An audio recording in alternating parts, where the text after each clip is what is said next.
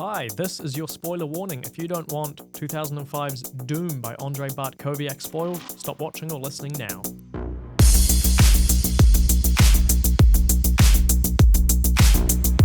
Hello and welcome to Badaptation, where we watch and talk about every theatrically released video game adaptation, their sequels, tie-ins, and whatever else we fancy. I'm your host Finn, and I'm joined as always by my co-host Guy. Hello. This week, we're watching Andrei Bartkowiak's Doom from 2005. Let's have a look at the trailer.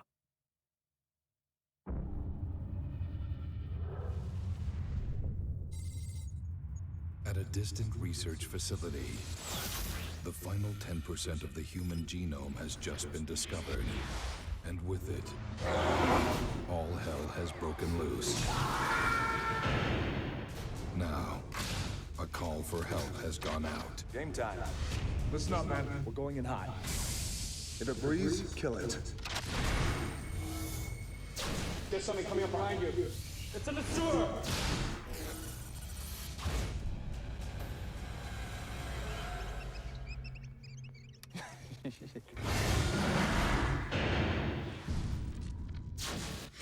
What is that? We gotta go now.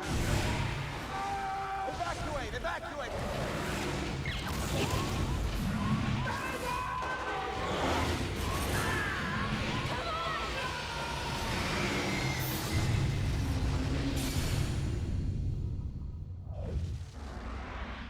Sir, are you okay?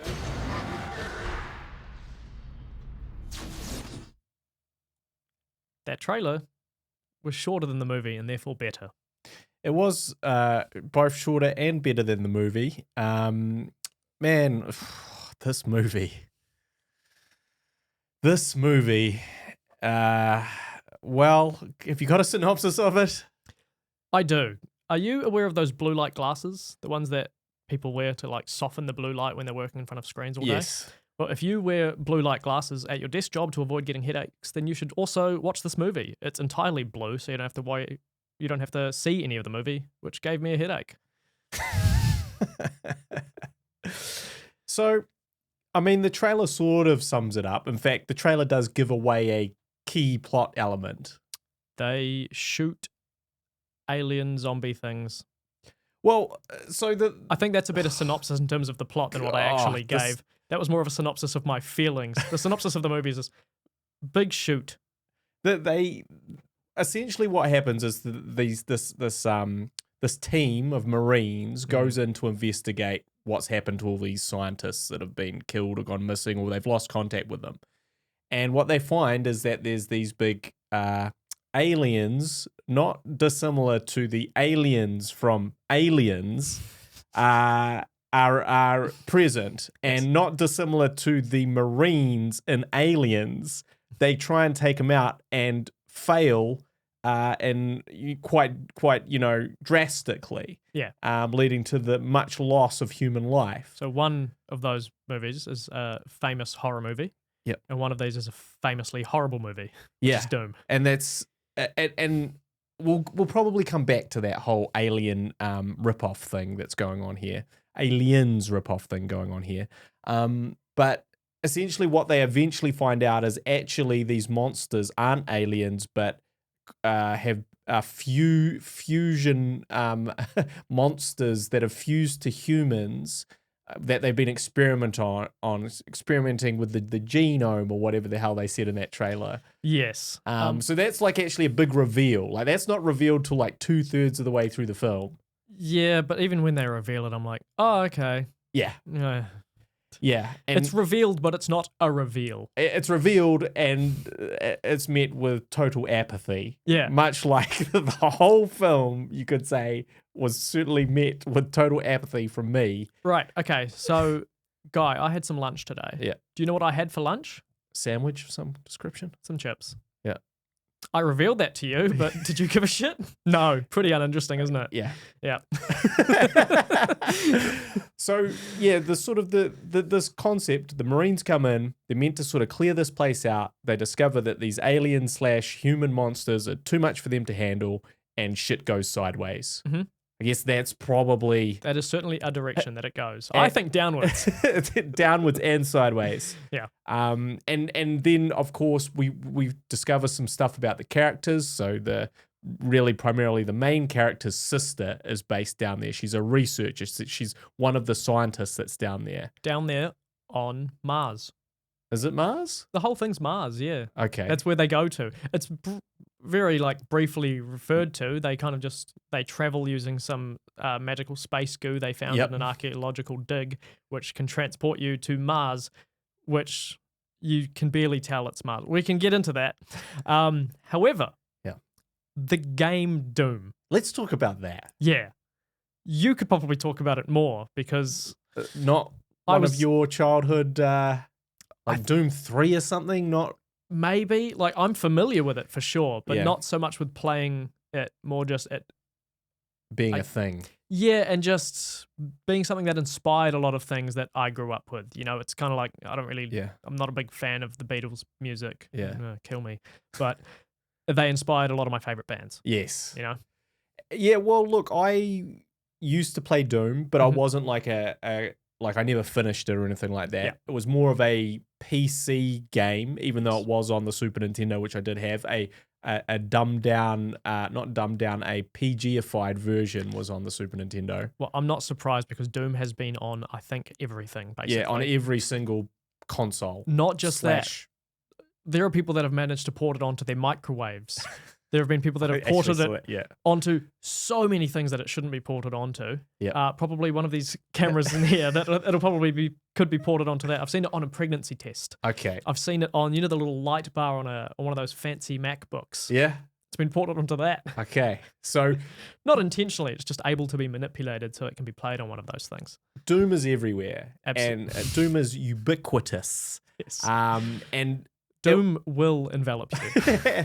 and for a certain generation, my generation, it was sort of the iconic, quintessential first-person shooter. Mm-hmm. And the one that kind of started, or at least, was one of those evolutions of first-person shooters, maybe just prior to was Wolfenstein, which was also what they made. Yes. And this was kind of like, okay, we developed these concepts, and now this is our mastery of those concepts in Doom, and the sort of refined version is Doom. Yes. And it's many, many sequels. And, I just knew it as like all my PC friends playing it a lot. I did play it, from time to time. I did think it was cool. Mm-hmm. The idea of the BFG gun. Yep. All that sort of thing. And it was quite freaky to play. Looking at the animation and stuff now, you might be like, how were you scared? But, kind of walking around in these corners and these giant monsters popping out at you. Yeah, you're fighting monsters from hell. There's Yes. a lot of satanic imagery in there. And that's not a coincidence. Even some of the people that wrote the story around Doom, not that it's really known for that, but they had a Bible that they referred to, which was, it was basically, I guess, the anti-Bible in a way, because there was just all of this Satanism and stuff within the game that inspired everything that went into the look of the monsters and the feel of the environments and everything. And it was definitely, I do remember that idea of hearing the monsters but not knowing where they are and kind of be like, oh shit. It wasn't but it wasn't my favorite game. It wasn't a Street Fighter 2-like game to me, but it was certainly one that I enjoyed. And again, I must assume that my connection, that sort of childhood connection, even though I wasn't a huge fan, I was very well aware of it. When the movie was released, I went to see it at the movies again. I did this to myself again. And I could only assume it's that fandom of the game that, after being, once bitten, twice shy, how many times I got to get bitten till I get shy? How many? Because this is after Mario Brothers, saw that at the movies. Street Fighter 2, the movie, saw that at the movies.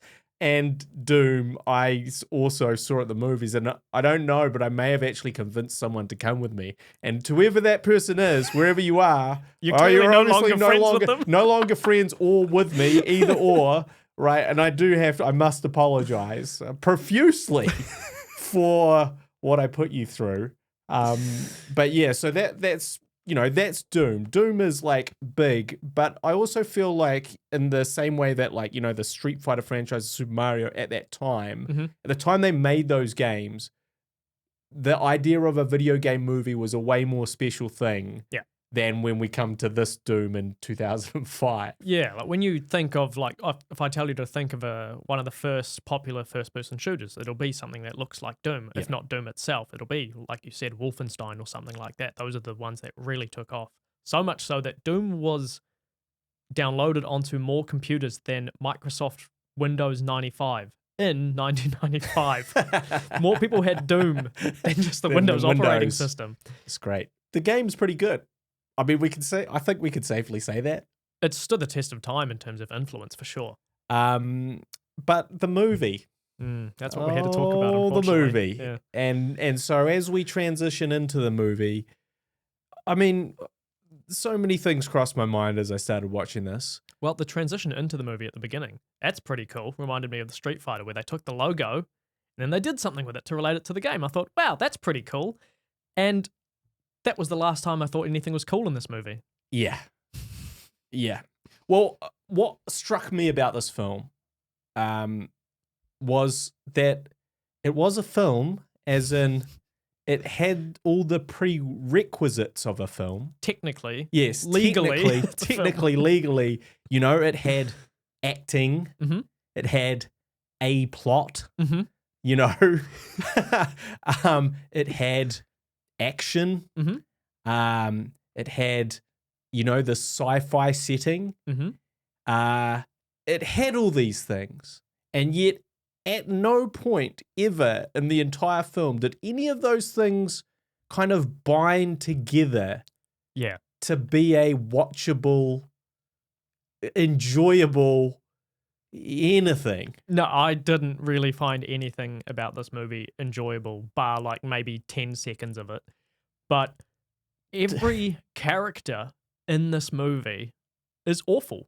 Every single one that you get introduced to does something horrific to someone else in this movie. I said maybe Destroyer, Yeah. who barely has anything to do. The only reason he doesn't do anything horrible is because he doesn't have much to do and he dies. Yeah. That's it. He doesn't have the time. No, but everyone else does something just god-awful. The Rock plays Sarge. Let's talk about The Rock. Yeah, let's talk about The Rock. One of my least favorite actors to have to consume all the time, and I have to because we're all watching Red Notice all the time. So this is definitely, like, what struck me about this, like, because we both like The Rock as a wrestler, right? We both have liked The Rock as a wrestler. Okay. What I would say is that The Rock as a wrestler is incredibly charismatic, has had some iconic matches, you know, some of the most memorable matches of all time. He is one of the greatest of all time at pretty much everything. His promos, hilarious, funny, entertaining, many levels above almost all his contemporaries. Parlaying that into acting, very successfully, we might add. Yes.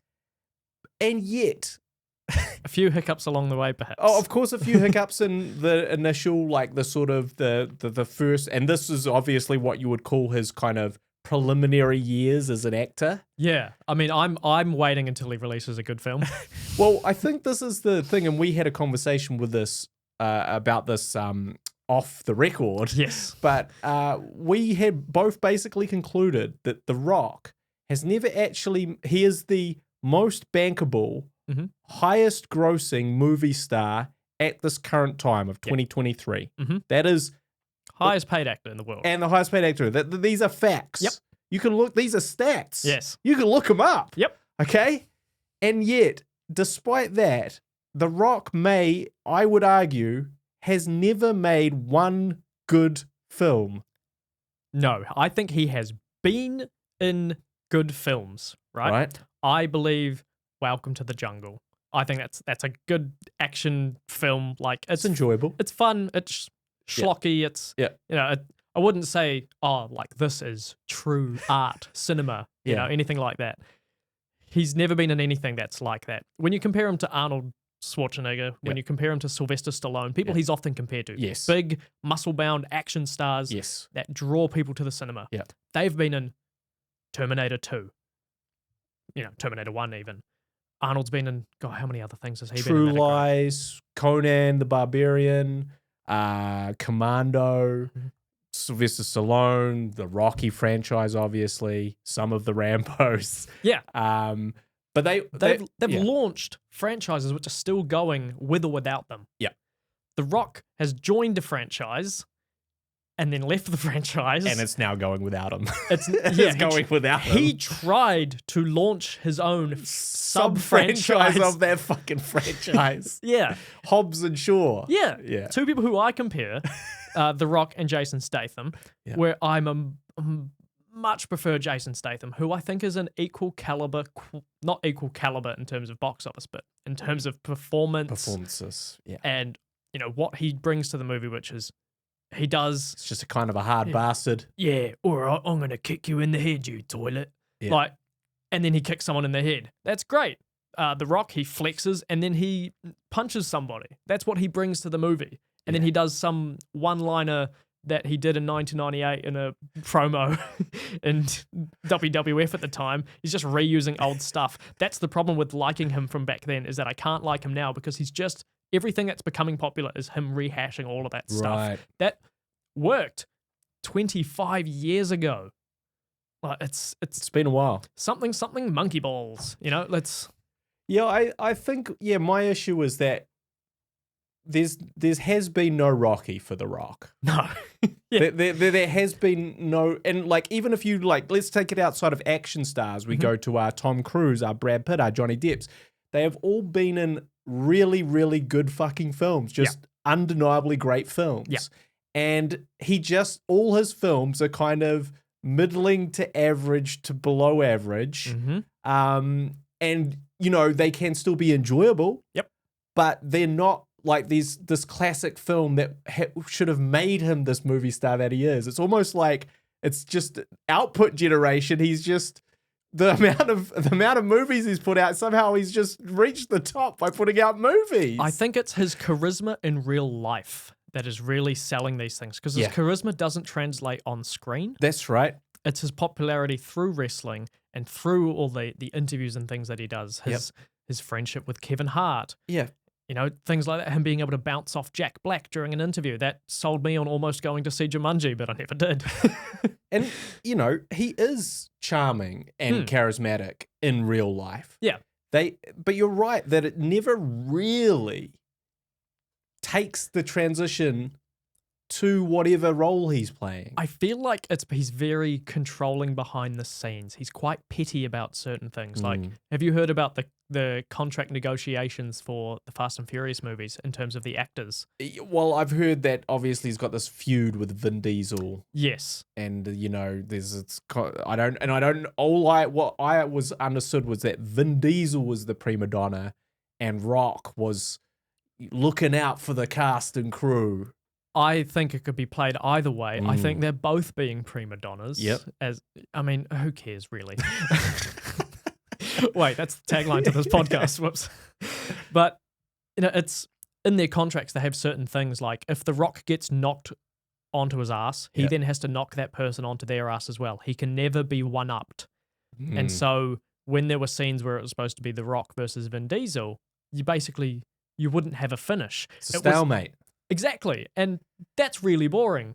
The Rock, for every kick he lands on someone, Jason Statham's like, well, I've also got to land a kick on someone as well. And so you've just got, which is unfortunate. I really didn't want to bring my boy Jason Statham into this. But hey, he brought himself into this. If that's how he's going to act, that's how he's going to act. I prefer his movies. I don't really know a lot about the guy. And maybe that's why I like him. The less I know about them, the better it is. Yeah, in my personal life, I have been known to just shit on The Rock for way too long to people that don't care. So sorry if you've tuned into this podcast about and Doom. Here we are doing that. But I think that's the thing. I just think it's really interesting to note. He's never made a good film. He just never has. No. But yet he is the biggest star in the world. It's incredible. And if you look back at this film, his acting is peak terrible right here. He speaks only in commands. That's it. That's all he does. He's like, we need to go here. We need to do this. Tell me this. Shoot. Reloading. Just he never fucking blinks. But and this is a thing in acting, right? There's actually a sort of opinion on this. Michael Caine talks about, a great actor, Michael Caine talks about this. He said that you shouldn't blink in close up. Just before you go, can you do your impression of Michael Caine? My name is Michael Caine. All right, sorry, that was Michael Caine. Now, Guy, can you do your impression of Michael Caine? My name is Michael Caine. You could have just said Not no. a lot. No, it's worth giving it a shot. Michael Caine actually does a great impression of people doing an impression of Michael Caine. It's great stuff. He's in on the joke. It's good.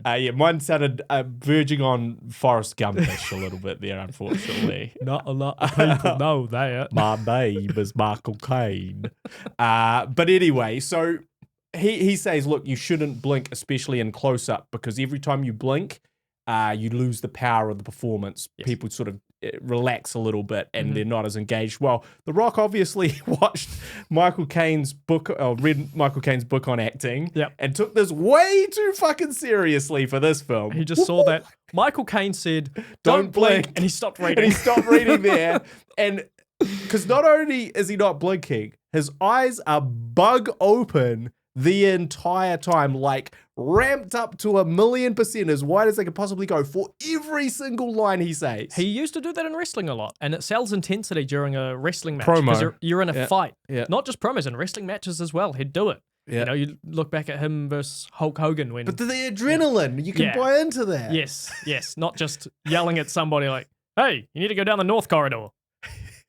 That's... Why are you so intense about that? It's so weird because he's definitely gotten better since this movie. You don't want to agree with that? I don't want to say definitely. Okay. I think he's like, I was astounded by how bad his acting was in this.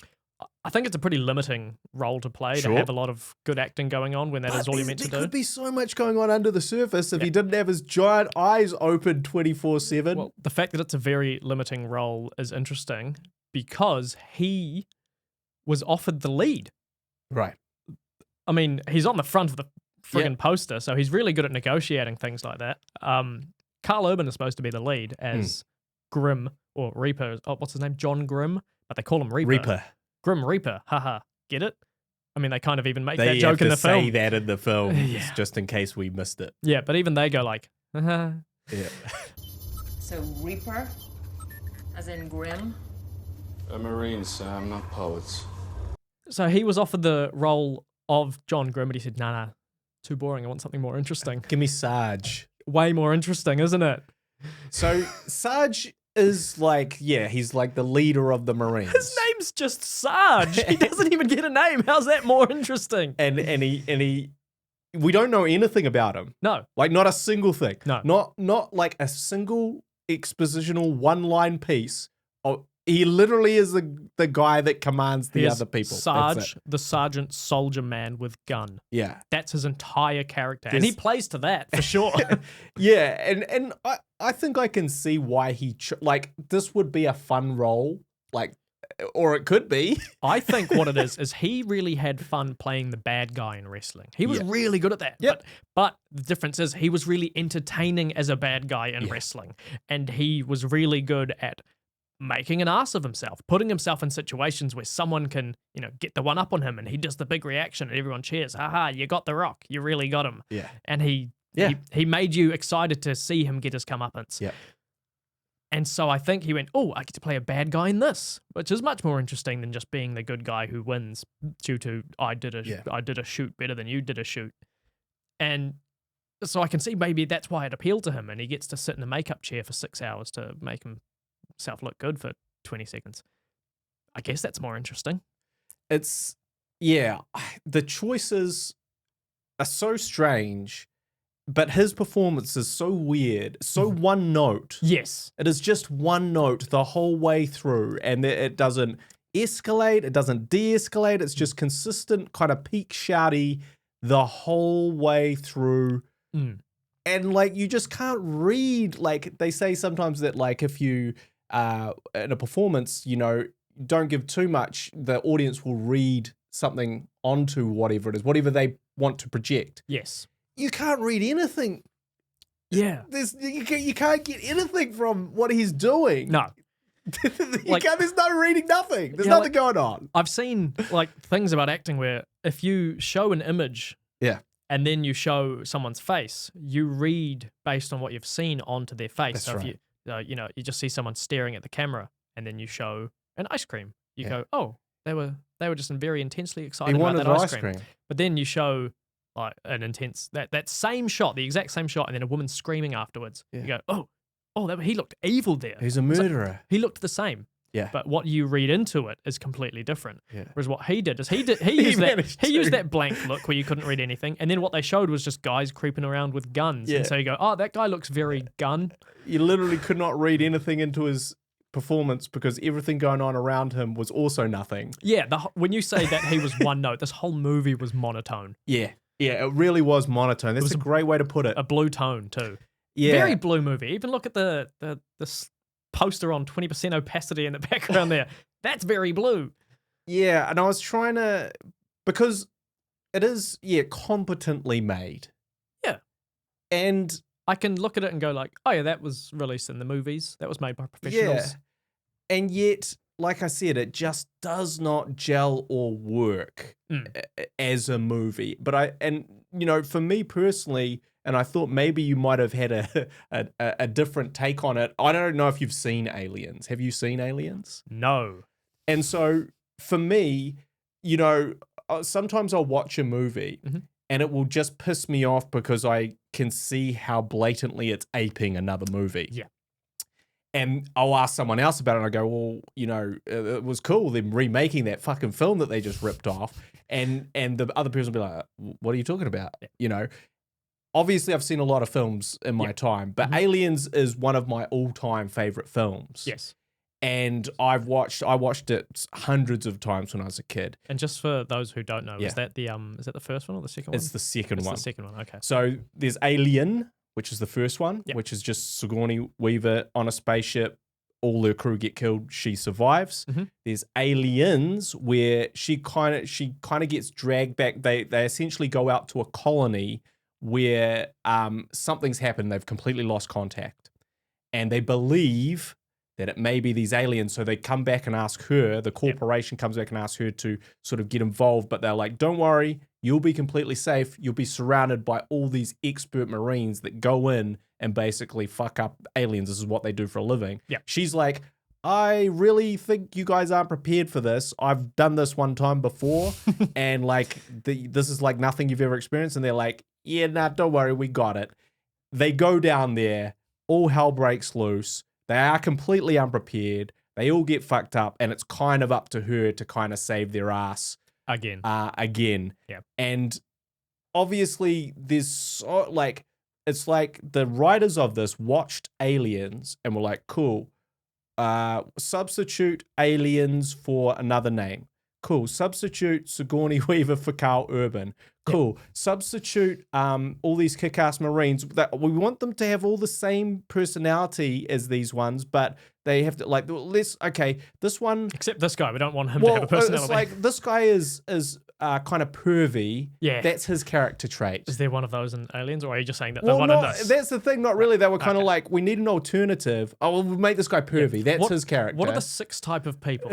Okay, so there's pervy, there's pervy, but he's a black guy. Yeah. There's a guy who we'll call Destroyer, and there's he'll- creepy. he'll He's get- more creepy than pervy. no, I think that other guy. Yeah. I think Destroyer was just one who died. Yeah. We have Japanese.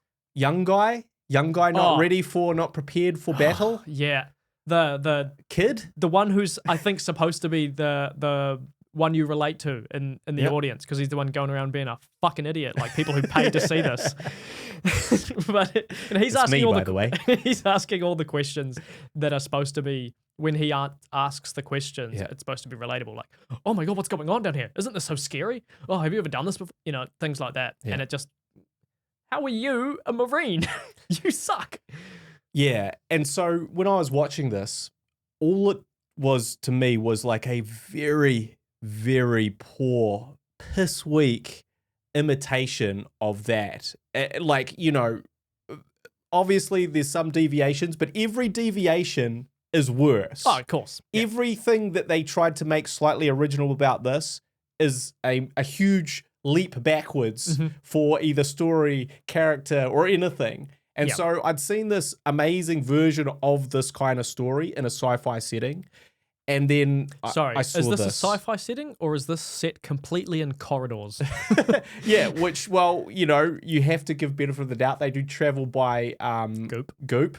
To Earth corridors Yeah. and Mars corridors. That's it. Well, that was the other thing that was like, I mean, there's so many things, but the aliens thing to me was fundamentally what set my sort of, well, you know, made my blood boil. It sort of just, as I continued to watch this, I was like, this is a lawsuit. This is an immediate lawsuit, and I'm surprised that they didn't bother. But maybe because it made so little money, That's they exactly were what I was like, gonna they say. were like, well, why do we go? We can't go after this piece of shit. You'd spend more on the lawyers than they made from this movie. Exactly. So there's that. Yeah. But then you're saying to the uninitiated who haven't watched Aliens, it's still just that. Yeah. It's still just fucking terrible. Yeah. I mean, we should talk about all the corridors and all that because, man, is this the geography of this movie completely unclear? Oh, yeah. Just a complete, like, literally, like you said, it's like looking at a corridor and a couple of rooms the whole film. Also, I'll there not is a sewer. I'll not include this if it's wrong, but I believe it takes place in 3 years' time, in 2026. That's right. No, you're right. Yes. I was like, damn, technology's comes a long way in the next Yeah. 3 years. I mean, yeah, you can't get No goop mention like of that. climate change. They Yeah, weren't worried about that. Well, there was no climate; that just went underground. So, yeah, they just lived in corridors. Yeah, They gave up on, like, exteriors of any kind. I reckon they just reused the same sets Well, you know and what's just colored it weird? differently or something. As they're going through all this shit, they don't even have cutaways of, like, the base, right? Yeah, they go to like one bit which rises out. They go down an elevator, Yep. and then when they teleport to where they're going, it just looks like the same place again. There is that one time where Carl Urban looks outside for a sec. Yes, and That's- there's also an establishing shot once they first travel. It's like for like 2 or 3 seconds where Yeah. they just go like, "Oh, here's Earth and here's Mars." But everything is these very generic corridors. Also, kind of rip off of Aliens. Also, when I was watching it, it was like, I kind of miss Resident Evil, the first one, and I didn't really like that much. I missed every other film we'd watched up until that point, including The Legend of Chun-Li. That's what I Okay. thought. All right. We're gonna hear some high numbers later on, aren't we? I was like, man, I really missed watching, because to me, this film was just so mid, so nothing, Yeah. so just like mediocre, At best. but nothing. It was hard to want to even jot down notes. What? Okay. What is the message of this movie? Is there a lesson to learn? No. No. Like, so what is the point? What is it trying to say? Yeah, and also, I mean, can we talk about the doctor, his sister, Carl Urban's sister? I don't know what her name is. Samantha. Samantha. Okay. Samantha Grimm. Samantha Grimm. Yep. Who's played by, Rosamund Pike. who is an actually excellent actor Yes. in everything else but not this. Okay. Right. So before even watching the movie this time for this episode, because I had seen it before, so this was even Yeah. worse Yeah, for me than it was exactly. the first time. Yeah. I did some research before seeing the movie, anything to put off seeing it again. Yeah. And that's how I actually found out that she's she's distinctively very posh British. Yep. I didn't know that because I think I've only seen her in playing American characters. Yeah, right. And I didn't clock that the first time I watched this. So, Yeah. oh, that's someone putting on an American accent. But Yeah. once I found that out, it was very obvious. It She was quite trying to put on an obvious American sometimes. accent. Yeah. Definitely in certain scenes. I think there was something where she says something about a North Corridor. Yeah. I may have. That's probably why I've said that previously on this episode was North Corridor because she had heaps of trouble trying to say that in an American accent Yeah. because she had never really done one for a movie before. And she thinks she revealed in an interview with Stephen Colbert or something. Where Yeah. she thought she was going to get fired because she could not say that. say this line for Yeah. this, and she turned down a role in one of the Harry Potter movies for this. Which obviously retrospectively, Financially for her, not great. Nothing. I mean, this movie is, but her character is weird. Well, I don't know what she got off the page from reading this No, because it's not good. she may have just looked at the payday. Who knows? I mean, I don't know what the That's because true, it would have yeah. been a pretty minor character in Harry Potter. It would have been Rita Skeeter, the journalist. Yep. For those who know who that is. I do know who that is, but Likewise. her and she's meant to be. She's the sister of Reaper. Yep. And he goes. This is the plot. This is the invested interest. This is the why should we care? Mm-hmm. Why should we care about him?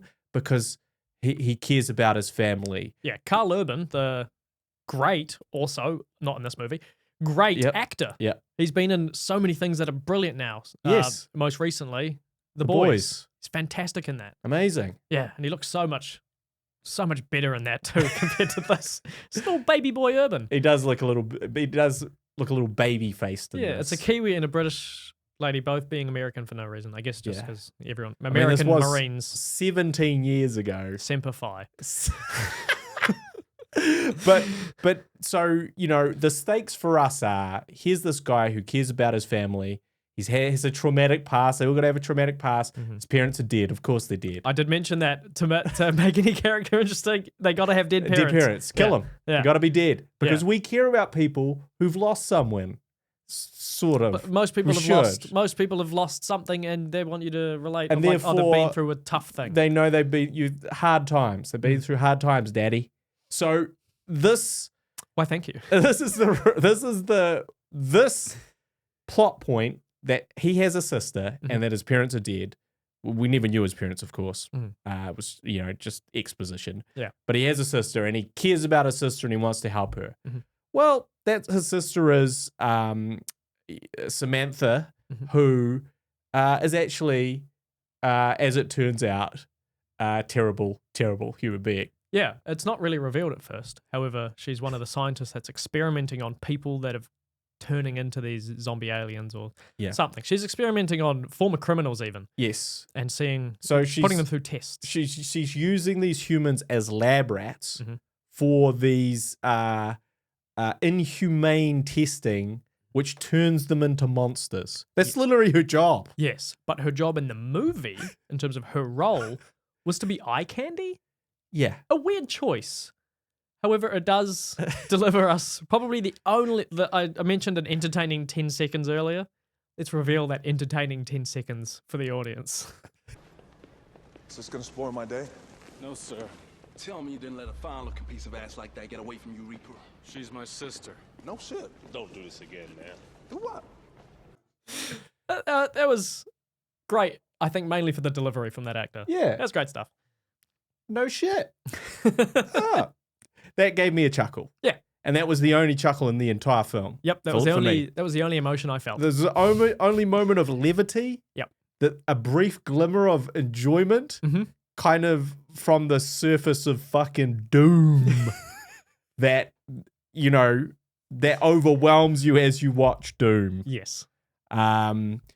So yeah, as I was stewing about the amount of sort of poor imitation to Aliens, I did also, observe how bad, The Rock's acting was, how this lady is in fact a sadistic sort of Frankenstein, Dr. Frankenstein-esque but yet we never, at no point does her brother call her on that. No, the fact that they're related doesn't actually affect this movie in any way. Yeah. At all. I think it's something that's kind of just gone, we've got to have someone be related to somebody. At least, I mean, I guess that's as close as you get to a romantic connection between two characters, was those lines that we just saw.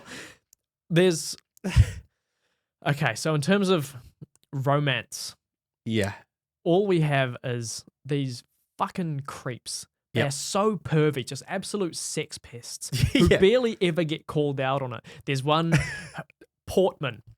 Portman in this movie is one of the most confusing characters I've ever come across in one of these movies. Yeah. Because in the first half, all they go is, Portman's a creep. Portman's a creep. Yeah. He wants to strip search some ladies as he goes past me. Excuse me, ladies. That's right. It's He's got level that 5 line. clearance, and I'm gonna have to strip search you. And even there, they're just like kind of like they don't really react. They kind of just blow him off. Yeah. Not in the way he wants, but they kind of blow him off and just That's go right. like, get out of here. You're kind of creep. And Sarge tells him to shut up about 3 or 4 different times. Just yells, "Shut the fuck up, Portman." Yeah. Portman, shut up.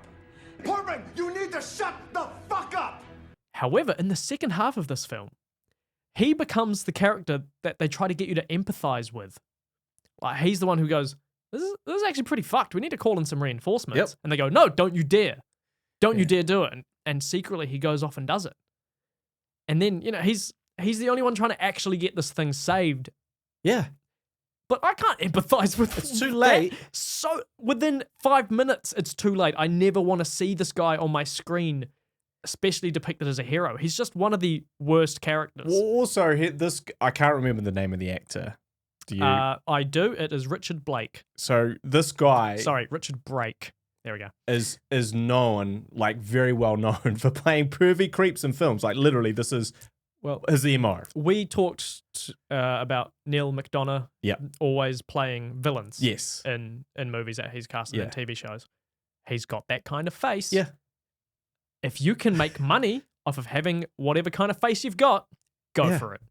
Yeah. So kind of the sleazeball perv is Richard Brake Brake. is what he does, and he does it well. And Yes, he's very convincing. I would also say that, like, in terms of like characters, he feels like a person maybe more than anyone else does.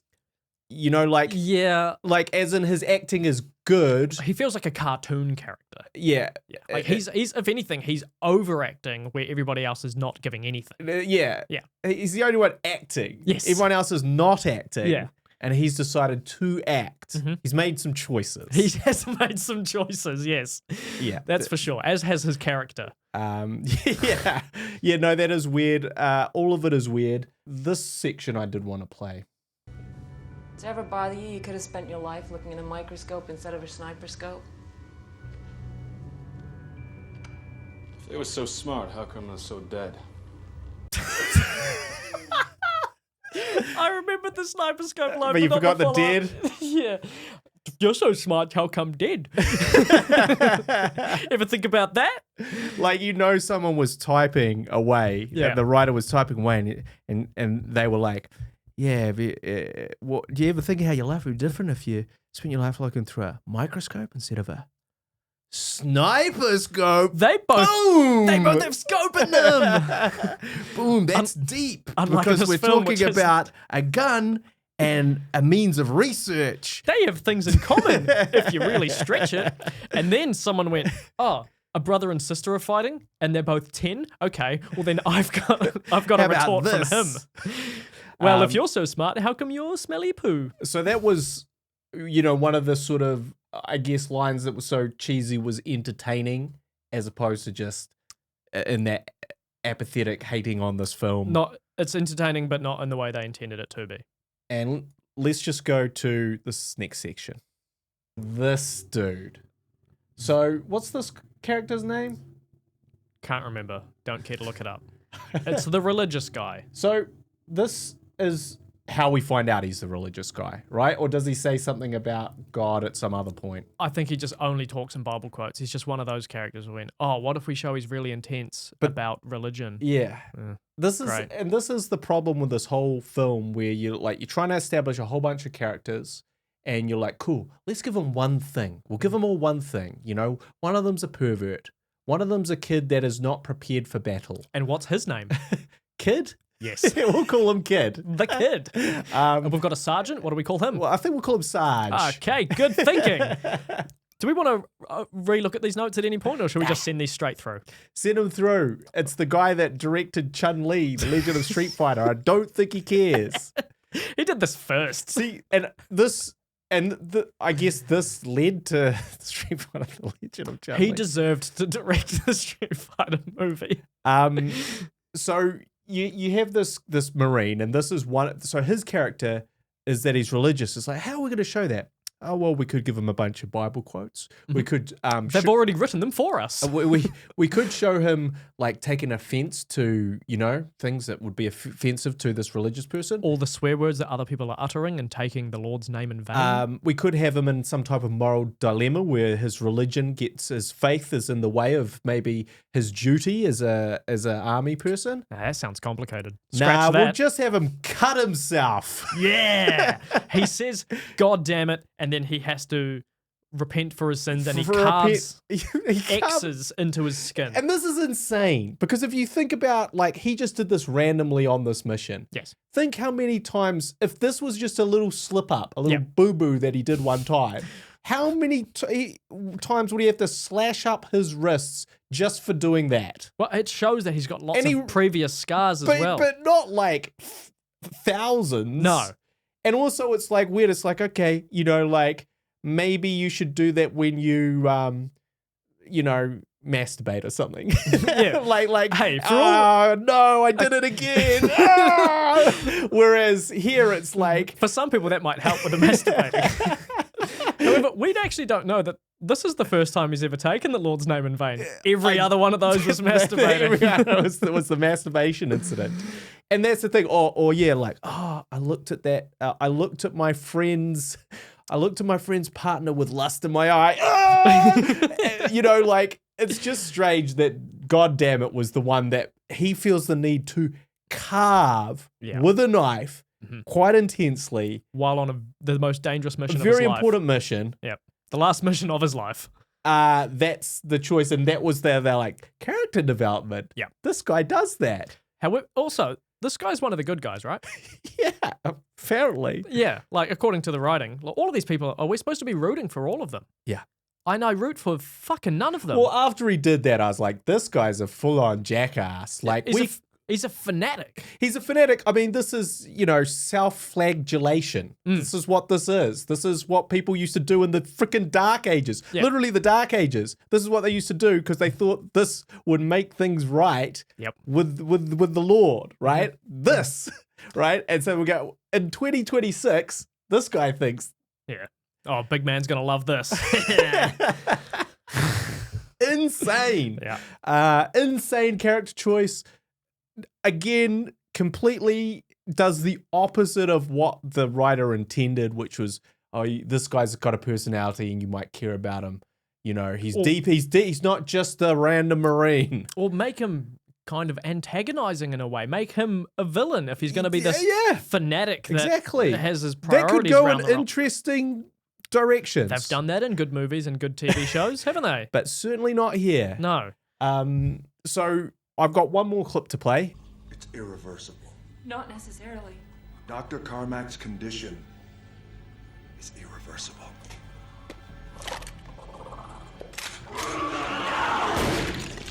Because Carmack's condition is that he's dead. Kid? No. Condition? Dead. Now that was a reveal, because I didn't know after he'd been shot in the face that he was dead. But when Sarge told me, I was like, oh yeah, that guy's dead. Cool. We can also highlight The Rock's acting and eyes, which so just look at this, and then that's literally the entire film. Eyes that wide open, not blinking, not acting. Remember his hairline? Yeah. I mean, it's 15 years ago. Yeah, get on him. Yeah, this is think about this for a second, guys. This is pre-Bald Rock. This is how far back we're going. This is pre-jacked Rock. Well, like, I actually wanted... jacked as we know him now. This is extreme amounts of steroids. What? No. He's just clanging and banging in the gym at 4 a.m. Well, I think this is what's totally insane. So The Rock would have been in his 30s in this, in this thing, right? And I thought that too. I was like, damn, The Rock's looking small right now. Yeah. This is a man in his mid or early 30s, right? Now this man is in his mid 50s. Jesus. And is twice the size of him in this movie. Mm-hmm. I'll let you do the maths on that. Yeah, I think The Rock ate The Rock. Fuck. It's like, I was like, oh man, like he just looks like a normal guy in very good shape here. Yeah. As opposed to a legit superhero in real life. Yeah. But And not a very marketable one, it seems. Looking at the box office for Black Adam. And again, like that whole negotiation of getting that movie for 17 years or however long he had it in his clutches before having it made, and then arguing, no, it's actually more popular than you think it is, and having to do all of that kind of marketing for it. It came across as very petty. Yeah. And I think that's kind of the thing that puts me off with The Rock, because everyone's like, oh, look at this guy. He's so like humble and he's so charismatic. And I'm like, but he's also very petty. And it's, I don't know, it rubs me the wrong way. I guess what I'm waiting for... 'Cause we're not petty on Yeah, this podcast. not at all. No. I guess what I'm waiting for is that time that he goes, cool, I'm not doing the Rock shtick in a movie. I'm gonna act. Yep. I'm gonna expose vulnerability and weakness. Yeah. Good luck with that. I'm going to do all these things that show a very well-rounded three-dimensional character that people can really engage with, not on a superficial action hero level. That's what I'm waiting for. So any kind of relatability at all. is what Yeah, you're saying. I believe he can do it. We just have not seen it yet. Yeah, I don't think he thinks that he can do it, so he's not going to bother. Well, it's almost... If it ain't broke, don't fix it. He's making multiple he millions doesn't of really dollars. need to listen to this podcast. What the fuck do we know? Yeah, I mean, some other might say tagline. that, the level of success he's attained means that everything we say here is irrelevant, but... Hey, at least we're punching up, not punching down. That's right. That's exactly what we're doing. And the other section, I guess, of note in this film, Yes. maybe the only creative choice made, like a specific creative choice made, Yes, I've only just realized what you're talking about. Yes. is the POV, the first person point of view Yes. section of this film. Yes. It's the only reason this movie is remembered fondly at all, because people remember that part, and maybe also Portman being fondly. Yep. That's a different kind of fondle. Yep. But to me, rewatching it now, Yeah. apparently it was a nightmare to film. It took like 14 days to shoot. I was going to say it looked incredibly technically difficult to pull off and achieve. Yes. And it took 3 months to plan. I reckon Yeah. a lot of the budget and Went on that. not just money-wise, but time-wise, went onto that scene being the pivotal scene in the movie. Yeah. Because like the games, and maybe at the time it was pretty cool, but now it seems like going on one of those things at an amusement park. Yeah. For local reference, the Motion Master at Rainbow's End. Yeah. Where you sit in the seat and it plays you a movie and you go from side to side, whoa, and then they turn a corner and you go, whoa, to the Something other comes side. at you real fast. Ah! Yeah, but it doesn't come too fast because it stays on screen for a little bit too long and just kind of stands there with a weird animation. And then you shoot it in the head. Yeah. Whoa, well done. You did it, champ. Yeah. All right, now let's get you to the end of this corridor on Mars. I mean, it did really feel like a sequence from House of the Dead, the game. Yes, it looked like an on-rails shooter as opposed to Yeah. a first-person shooter with the freedom of movement. That's right. Yeah. There was zero freedom in because it's meant to be from Reaper's point of view. Yes. After he's taken some Doom serum, that you see, Doom serum can affect you negatively or positively. It just really depends. Yeah. There's really no rhyme or reason. It's if you're a good person, it makes you superpowered, and if you're a bad person, it makes you superpowered, but a monster. bad. Yeah. Yeah. But Pretty creative stuff there. yeah.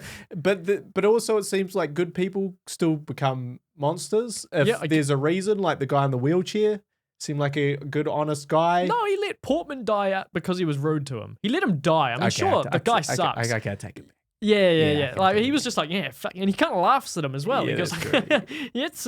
Okay. Someone goes, hey, is Portman there? And he goes, no, nothing for Portman. And he's watching him get eaten by a monster. Okay. So yeah, Pettier than The Rock.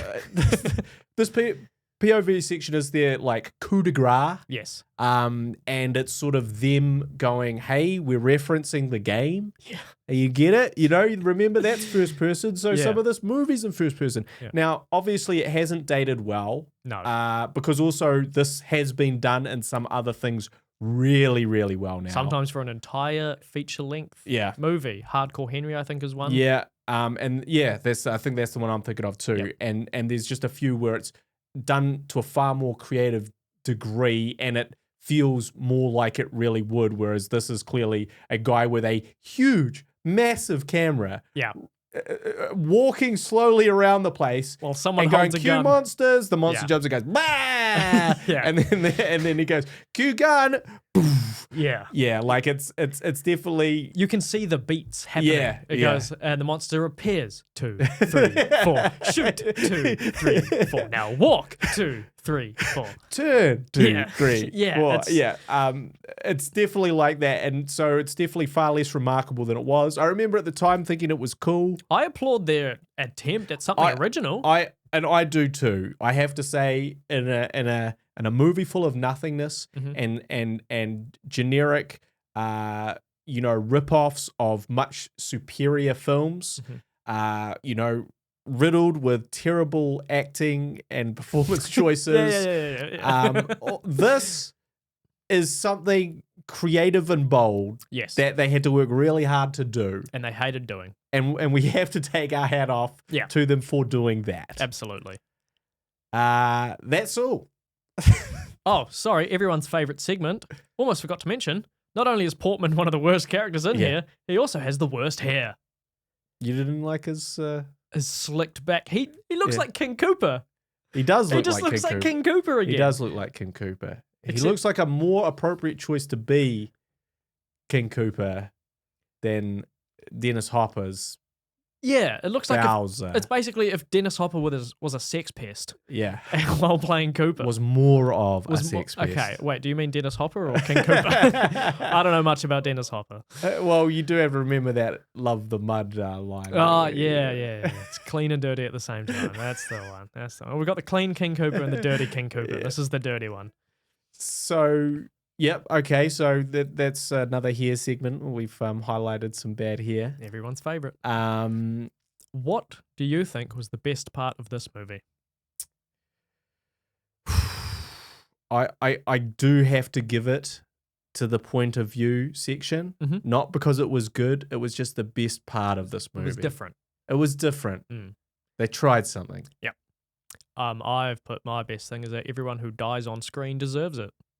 Fair. Although not everyone who deserves to die dies. Unfortunately, yeah, some people stay alive. Everyone deserves to die in this movie is basically the point I'm trying to make. Yeah. And most of them do. Worst part of this movie for you? Oh, I think just the wholesale ripping off of the aliens plot Mhm. is for me the most egregious filmmaking sort of bad thing. I'd say it's the lack of message. There's just nothing to take away from this movie. This movie happens and then it's gone. Yeah. That's it. But it takes almost 2 hours to do it, at least in the version we watched. I think we both Yeah. came to the conclusion that we may have watched the uncut. Slightly Unrated. gorier version, yeah. Yeah. Well, I guess it's just The Rock says fuck a few more times, maybe. Yeah. And there's a bit of blood. Yeah. So do you have any factoids about this film? A few, yes. So, Richard Brake, or Yep. Richard Blake as you called him, Yeah. who played the disgusting dog Portman, went on to play a character called Doomhead in the Rob Zombie film 31. Tiny little tie back to this, at least, coincidentally. He also played the Night King in seasons 4 and 5 of Game of Thrones. That's where I saw it from. Did you recognize it with all the makeup? I didn't, but like now that you say it, Right. you're like, oh yeah, Night I King kinda did look like a sex pest. Kind of get that under all those prosthetics. It Yeah. was sex pest from Doom. Some skinny looking dude, yeah. Yeah. He's got like a vibe to him in terms of like Yeah. his. You can recognize his gait, his Yeah. shape. Just something that I know from wrestling. The Rock, during a Hall of Fame speech inducting I think it was his father or his family or something. He roasted John Cena about the Marine. However, he turned it around as a joke on himself about how he made Doom. I'll play a little bit of that clip now. You know, there was big controversy with the WWE and illegal torture. I don't know if you heard about it. Not too many people heard about it, but apparently they would find Iraqi insurgents, they'd sit them down, they'd tie them up, and they'd make them watch copies of the DVD, The Marine. Hey, listen, I'm only kidding. And by the way, I made Doom. Ha ha ha, we have fun, don't we? So look, at least he's willing to understand, that this is not a good film. yes. How much does this film make? Like, what was the financials on this? Not one? enough for me to actually write those down. Okay. It didn't do well. Yeah. I believe it would have lost money. Yes. I'm shocked that it even made it over here to cinemas, to be perfectly honest. Actually, I do remember one thing about this movie being over here in cinemas is there was I was walking home. I was an intermediate at the time. Yeah. So it shows the age difference. And there was a poster. That poster there. Yeah. In a bus stop, but it had been left open. Yeah. So I took it. So you stole a poster of Doom. Yeah. Did you put it up in your house? Yeah, it ripped as I took it out. So I threw it out when I got home. So you stole it, but then realized it was unusable. Yeah. Mm. I regret that. That bus stop would have looked better with it. Vandalism. Yeah, sorry. I was a dumb kid. So yeah, I do remember very distinctly when I was in the cinema. Mhm. There was no one in the cinema. Great stuff. It was playing to an empty house. Mm. The speaking of vandalism and thievery, those BFG, big fucking gun, Yeah. which I think it looks quite terrible in the movie. It looks like a big toy. Also, its effect, its like CG effect sucks too. Oh, and it doesn't actually kill anybody with it. He shoots it twice. It just and shoots whiffs. holes in walls. Twice. That's it. Yeah. Anyway, he kept those. Yeah. He's got those. He stole them from set. And what are you going to do? Stop him? You might have fancied your chances back then, not now, not 55-year-old Rock. No. Or maybe Break you in half. Yeah. So Arnold was considered for the lead. Of course he was. You always you shoot for the stars, right? And Vin Diesel was offered the role, but he turned it down. Then The Rock was offered it as well, as we talked about, but he switched and went, "No, I want to be Sarge." So I think that maybe that's what the beef really was. Is that if Goes Vin Diesel, all the way back. if Vin Diesel had have taken this role, The Rock wouldn't have had to fucking be in it.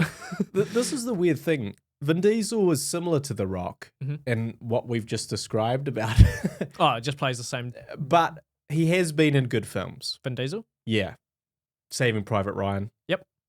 That's really it. I don't remember him in that film. And so he has, and he's also a bit more like Sylvester Stallone in that his first sort of big break was a film that he wrote and directed and starred in. Right. That broke into Sundance, got saw by Steven Spielberg, which then got him onto Saving Private Ryan. Oh, nice. What movie was that? I can't remember the name of It wasn't his Chronicles film. of Riddick? It was not Chronicles of Riddick, which came later, which I think is a lot better than this film. I'm still glad we don't have to watch it. But so Vin Diesel has his own sci-fi franchise, the Pitch Black franchise. Yes, he also has Bloodshot. Yeah. He has Triple X. Yeah. That's and- not really sci-fi Triple X. Oh, sorry, no, it's just a franchise he has. Yeah. Yeah. And of course the fucking Yeah. Furious movies. The Fast and Furious movies. They just which make I me think furious. quite fast. From what I hear from someone we know is that what your favorite scene in all of cinema is when The Rock flexes his cast off of his arms in one of those movies and then goes off to save the day. Because being vulnerable, no, that's not in my contract. In fact, even if you break bones, you actually prove that it's not. It's you're so so strong. Big that muscle heel bone. You come back even stronger after you break a bone. Exactly. Your arm's not weakened. You're not prone to arthritis in that arm when it gets cold. Not No. at all. You just flex your frigging cast off. So so that's a movie that they were both in together. Vin Yes. Diesel and The Rock. Yeah. I wish this one had both. Well, I wish Vin Diesel Sure, took the Vin lead Diesel would have made this better. only so then I could make the connection of Doom was made by id Software. So then you would have had id, Ego, and Super Ego all in the same fucking movie. Which one's Super Ego? I'll let you decide. You at home, write in. Who do you think had Super Ego in this film? And who do you think has Super Ego in this podcast? Please don't answer that. So, you asked, was this movie successful? Yeah.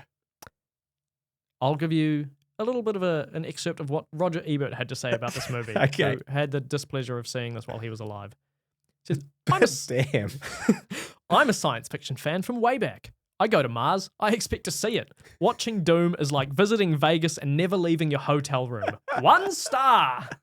Hey, fair. Yeah. Absolutely fair. And it's weird because I like science fiction films, and I'm prone to the odd bad science fiction film. Like I've like there's like Scanners is a kind of a cheesy sci-fi film that I think works. There's a film starring Sean Connery, I think it's called Outland or Outlander, not to be confused with the new TV series, which is kind of, again, you're out on a planet, you got to do something. Yeah.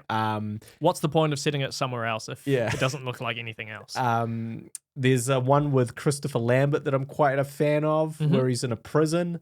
He'll come up for us. Yeah, he'll come up all right. Yeah. But so it's like I'm not adverse to like a kind of a bad but good sci-fi film. Hey, we like bad but good. But we love Street Fighter. Yeah. What if there was a sci-fi version in terms of quality? But this was just, it was like, so far of all the films that we've watched, I feel like it was the biggest fail for me. It was the worst of them all. Yeah. Uwe Boll made a better film than this somehow. Yes. But like through sheer accident, made a better film than this film, which, you know, had a considerably bigger budget, bigger cast, bigger everything. I think Uwe Boll stumbled the 100-meter sprint. This one slowly crept through a fucking corridor on Mars. Just slowly, very boringly made its way. And so Uwe Boll managed to beat them there on this analogy. Yeah. Also, if you're going to do all these corridors, at least have a couple of fucking wide shots so we can see where everything is. Yeah, confusing. It's all these mid shots of them all holding guns. It's literally just a mid shot of them holding gun the whole way through. And you're like, where is this? Where is that? Where are they turning to? And no one's running. Everyone's just slowly plodding along, just like the rest of this movie. Yeah. There's something interesting that I've noticed. Just a quick tidbit. In a lot of the fighting movies, there's a lot of shooting. Yeah. And the end of this film, based on a first-person shooter, there's some fighting. It was hand-to-hand combat. And honestly, okay, I'll praise this film one more time. Okay. The hand-to-hand combat was probably the best hand-to-hand combat we've seen on this podcast so far. Probably because if you got The Rock fresh off a run in WWE, gets to show off his physical prowess. He does an airplane spin, and he does a kip up. Oh, I love a kip up. I love a kip up in anything. So it might reduce its score by 1 because of that little kip up. And speaking of the score, this movie's absolutely a 10, but out of what? Well, that's a great question, but I need to remember what I gave the last one. The last one you gave Street Fighter: The Legend of Chun-Li. You gave a 1300. 10 out of 1300. 10 out of 1300, which wasn't as bad as your Super Mario score of 1500. Okay. I think I'll give this one 10 out of 10,000. 10. Write that down so I've got this as a reference. This is the problem. My barometer keeps shifting because we keep watching worse and worse films. You know, wait, we can film a mini where we go through and we just go through and reevaluate all of these for future. 10 out of 10,000. 10 out of 10,000. Fantastic stuff. I would have given this a 10 out of 100. However, that kip up, 99. 10 out of 99. Solely for the kip up. So my worst score and your worst score so far out of any of the movies we've watched. Yes, this really, if I was to recommend you to not watch any of the films we've watched, I would certainly say that Doom currently tops that list. Yeah, don't revisit. Yeah, as a not to revisit, we did it for you. Never again. However, we don't want to revisit, but we do want to recommend. So I've got some recommendations. One from a channel called Ahoy. Doesn't upload much, nothing recently. However, he has put out a video in the past in his Retro Ahoy series about the game Doom. Right. It's fantastic. It's just got amazing editing and visuals to go along. Basically, the history of the entire game, the popularity, everyone who was involved with it. It's brilliant stuff, and he's got an amazing voice as well. It's always nice to listen to. And I've also got, actually, it's from a series called Caravan of Garbage. Mm-hmm. They've got their video about this movie, which I find enjoyable. It's I wouldn't recommend watching that video or that channel in general unless you want to see a more digestible, consistent, and overall better version of what we do here. So please don't actually go and support them. We wouldn't recommend that, actually. Yeah, we wouldn't recommend clicking on the link in the descriptions / show notes below. I will just add one recommendation for myself. So there is a YouTuber called the Angry Video Game Nerd who talks about old video games, basically. And he has one on Doom, which is very, very good. He sort of looks back at all the games and, you know, has some funny commentary about those games and sort of where we've gotten to in the Doom franchise. So highly recommend that one. Oh, and also recommend playing any of the new Doom games. Have you played the newest Doom game? For 10 minutes, I managed to... There we go. I played Doom, the 2016 version. Yeah. It was fun for what I got to play of it, but I've heard great things about it, Doom and Doom Eternal as well. Okay. Just a complete reimagining of what that is in the modern world. Doom Eternal is watching this movie over and over and over again. That's what Sisyphus is actually doing. He's just watching this over and over. As every time he gets to the end, it starts again. Yeah.